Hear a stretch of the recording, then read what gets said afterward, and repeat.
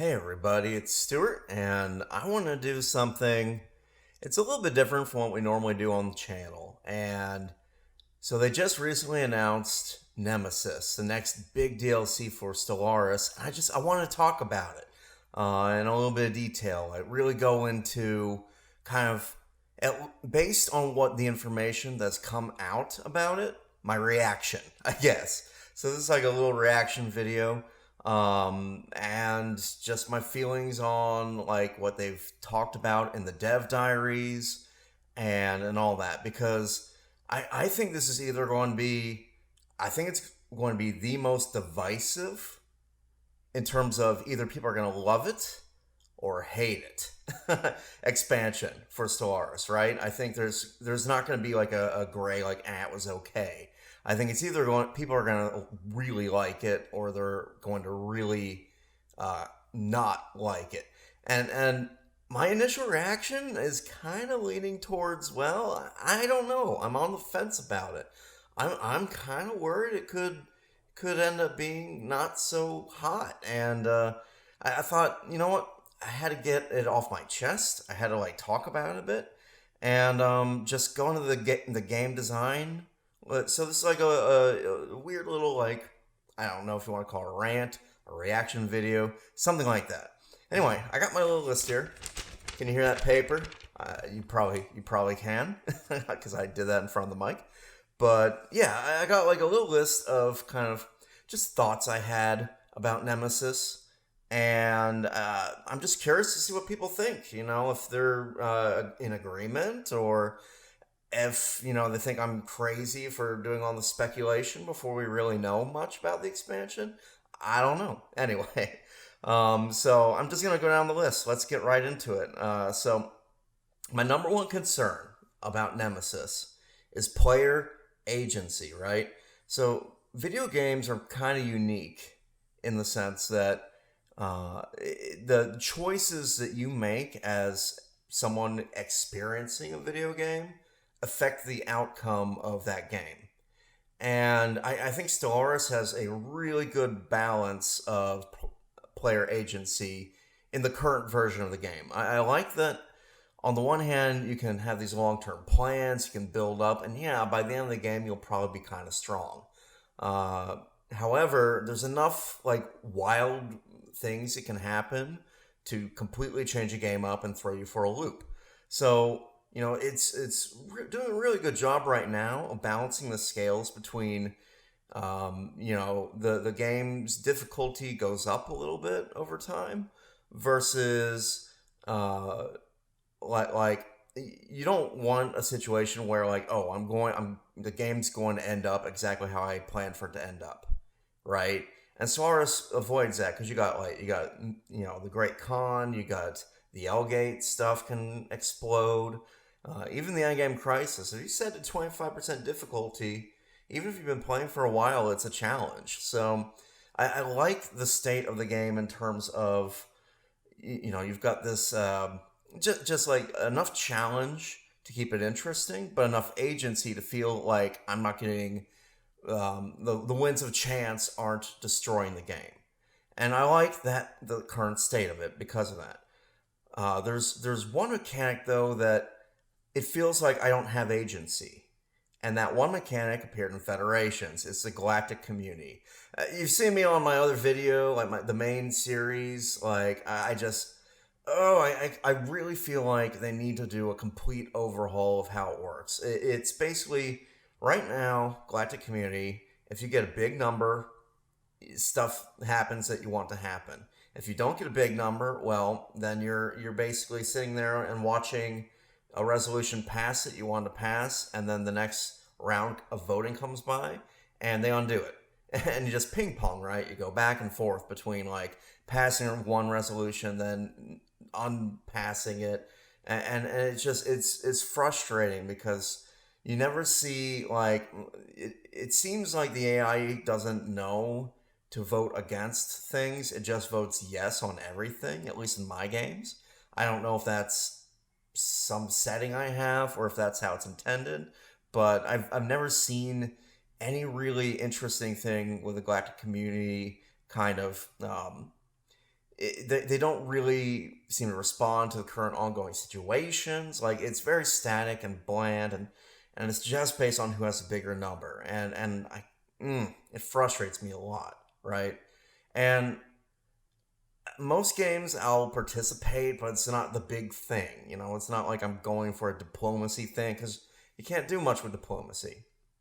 Well, I've been looking at the Nemesis announcement, and they're basically saying that all the entire Endgame is going to be based around the galactic community.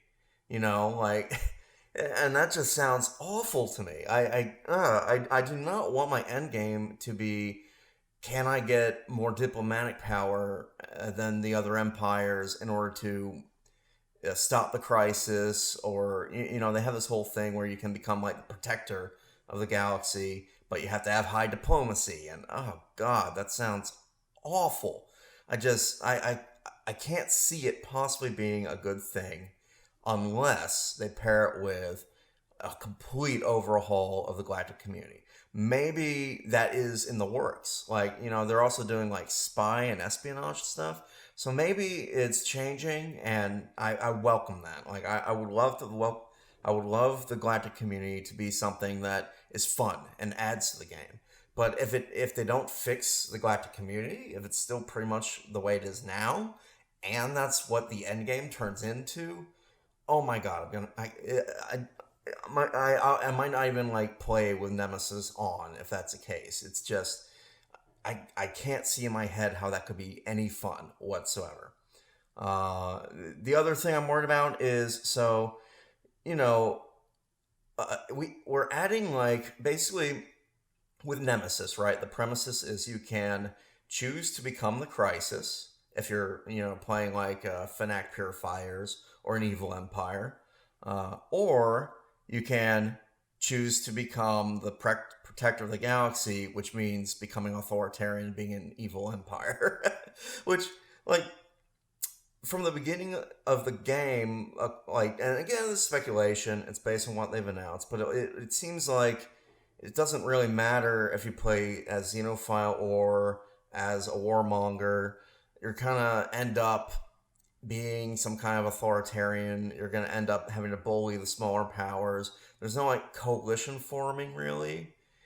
And I don't like that it seems like a lot of the end game now is going to be governed by decisions that you have to make very early in the game. Because you can't do like the, become the Crisis Ascension perk unless you are a very particular government type, which means you're planning to do that from the outset. And that's really bad for Stellaris, because Stellaris is an open sandbox game. It's supposed to be about, you have a plan, something comes up, and then you're reacting to it. And it's almost like a dance, you're going, or a tide flowing in and out. Like, there's sudden events can happen that could totally change how you're playing the game. And so making players plan from the beginning what their end game was going to be, I feel like you're hurting. You might hear the chinchillas in the background, but I feel like they're really hurting the open sandboxness of Stellaris, like, with that decision. I feel like it's going to turn into a game where it's like you're minning and maxing only because that is how the end game, the new end game that they're doing works. Like, you have to plan for it far in advance, and I don't love that.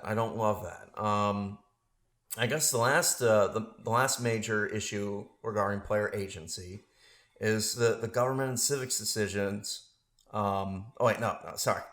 The power creep, right? I'm worried that.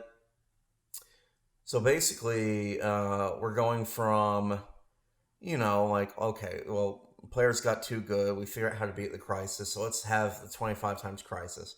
And I really liked that. And then they added in the con event, and the L gates can be a surprise that you open up, and suddenly you're getting conquered in mid game. Like, I really liked when I like it when they make the game more challenging. And my worry is that they're going to want to really sell this expansion. They're going to want to really get players feeling like, oh, it's totally worth getting because it makes you feel more powerful. But the problem is if player agency is too easy, if they're just like, oh, I click this button and now I'm the crisis and the galaxy is going to get destroyed by me. Gosh, I that doesn't sound challenging. That takes away, it's that delicate balance of players having empowerment, but players also feeling challenged. And I'm just worried that they're turning the end game into I click a couple buttons and then I win. And I really hope that's not the case. Now, to be fair, like the dev team in Stellaris they're very good. They've surprised me in the past, and like there's some expansions and some additions to the game I really doubted. Case in point, when they changed planets from the tile system, where you had to like pick what position, I love that little puzzle. I don't know if you play. Some new players have no idea what I'm talking about. But planets used to be kind of like you had to figure out where each pop would be and then have the buildings aligned in such a way that you got all the bonuses you could get. And I was in love with that system. I hadn't really seen that before in a 4X title. And I thought it was really unique. And, I would spend a long time just figuring out exact perfect placement of all my buildings. I thought it was a treasure, right? I really love that system.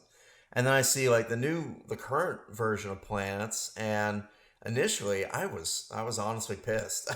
I thought, okay, well this new team lead has come in, and he's decided he's just gonna do the same kind of like every city from every 4X I've ever seen. Like, oh, pops are just numbers. They don't have any kind of, you don't feel like, oh, this person lives in this little area. And I didn't like the new artwork. I didn't like the new UI. All that stuff. Like, I felt at that point, maybe this is the end. Maybe I'm not playing Stellaris anymore after 2.0 hit.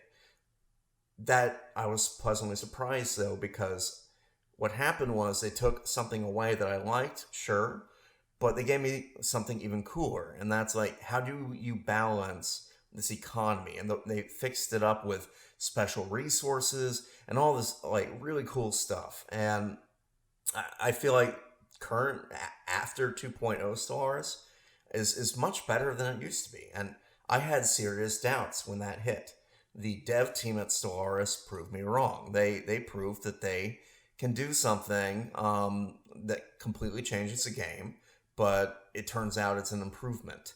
And I'm really hopeful that that is what we'll get with Nemesis. Like, I have my doubts though. Like, I'm looking at this I haven't played Nemesis yet.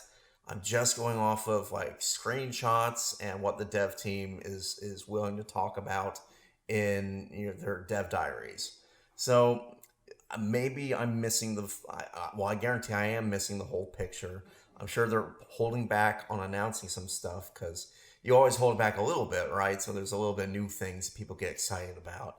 And, I'm really hoping that I'm just totally surprised by Nemesis and it turns out to be fantastic. Because I am getting excited about some aspects of it, right?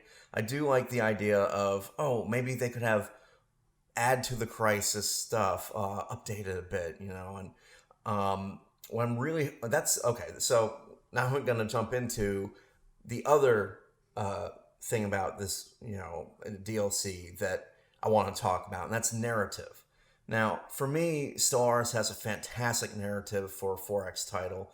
It's very rare that you get that good balance of, your steady strategic build-up, combined with, oh, some crazy thing just happened, story-wise, some big event just popped up.